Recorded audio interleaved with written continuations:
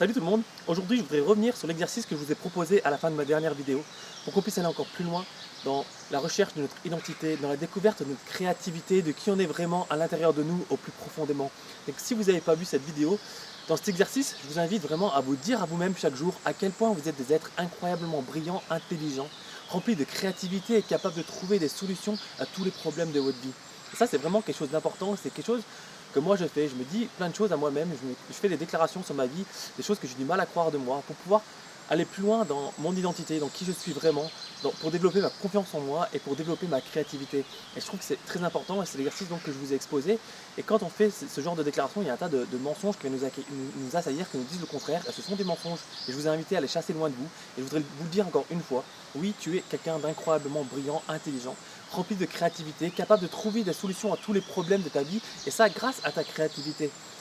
Et une fois que j'ai posté cette vidéo, j'ai une amie à moi qui est passionnée de neurosciences. Elle m'appelle et elle me dit ouais Jean-Marc, j'ai regardé ta vidéo, c'était sympa et tout, et ton exercice c'est bien et ça peut aider les gens, mais aujourd'hui, neuroscientifiquement parlant, il est prouvé quand même que les déclarations qu'on peut se faire, ça aide, mais si on va aller plus loin, si on veut vraiment créer un changement profond pour la plupart des gens, cet exercice, il va falloir le pousser plus loin. Et moi, personnellement, je ne suis pas hyper calé en neurosciences, même pas vraiment, c'est pas un sujet sur lequel je me suis vraiment penché, mais je vais vous exposer l'exercice qu'elle m'a présenté pour que ça puisse m'aider moi et vous aider vous aussi à pouvoir aller plus loin dans votre recherche d'identité et dans la découverte de votre créativité. Donc, dans cet exercice, elle me dit que il faut écrire chacune des déclarations qu'on veut se faire à nous-mêmes sur une feuille. Par exemple, pour nous aujourd'hui, on va prendre l'exemple de, parce que c'est ce qui nous intéresse, c'est les vidéos que je fais, on va prendre l'exemple de je suis quelqu'un d'incroyablement créatif et on va l'écrire sur une feuille. Et ça, peut-être, c'est quelque chose qu'on a du mal à croire de nous-mêmes. À cause d'un tas d'années d'expérience, de vie, de choses qu'on nous a dit à l'école, que les profs nous ont dit, que nos parents nous ont dit, qu'on s'est dit nous-mêmes. Et on pense vraiment qu'on l'est pas, parce qu'on a toujours entendu non, t'es pas capable d'y arriver, non, tu peux pas inventer, ton imagination elle est nulle, pour toi laisse tomber, t'es vraiment nul. Et donc tout ça c'est un schéma de pensée qu'on a créé à travers notre éducation, à travers ce qu'on a vécu. Et on est coincé dans ce schéma de pensée. Donc l'idée de l'exercice c'est de créer un nouveau schéma de pensée, de pouvoir vivre les choses autrement. Donc on écrit ça, je suis quelqu'un d'incroyablement créatif, et après on prend le temps pour réfléchir et on écrit 7 sujets, 7 moments dans notre vie où on a été hyper créatif. Mais ça peut être de ton enfance jusqu'au jour d'aujourd'hui. Donc tu prends le temps et tu écris 7 choses dans lesquelles tu as été hyper créatif. Ça peut être de la créativité artistique, ça peut être un dessin que tu as fait quand tu es enfant dont tu as été hyper fier.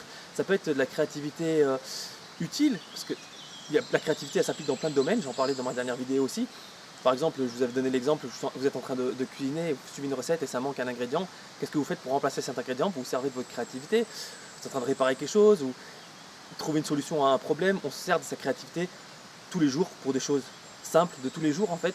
En fait, ce que la créativité, c'est amener ce qui se passe dans notre imaginaire, dans notre imagination et le concrétiser dans le monde réel. Par exemple, on est en train d'expliquer quelque chose à nos enfants, ça c'est peut-être la créativité qu'on pourrait appeler intellectuelle, on explique quelque chose à nos enfants ou à quelqu'un et il ne comprend pas, comment est-ce qu'on l'explique autrement, on développe la chose autrement, on trouve une image pour l'aider à comprendre.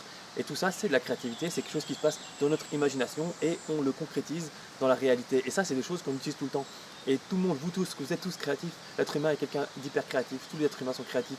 Donc prends un peu de temps et trouve 7 choses dans lesquelles tu as été créatif, prends le temps de les écrire, de te rappeler de ce moment où tu as fait preuve de créativité pour que tu puisses le ressentir, pour que tu puisses le revivre et pour que ton cerveau puisse l'enregistrer, le voir écrit, le ressentir pour créer un nouveau schéma neurologique, un nouveau schéma dans ton cerveau qui va venir contrecarrer l'autre, qui va venir le détruire même pour que ce schéma maintenant qui est dans ton cerveau te dise oui tu es créatif, regarde, tu as fait ça, tu as fait ça, tu as fait ça, tu as fait ça. Donc tu es créatif, ton cerveau l'enregistre, ça crée un nouveau schéma et à partir de là, le travail en toi peut se faire plus en profondeur.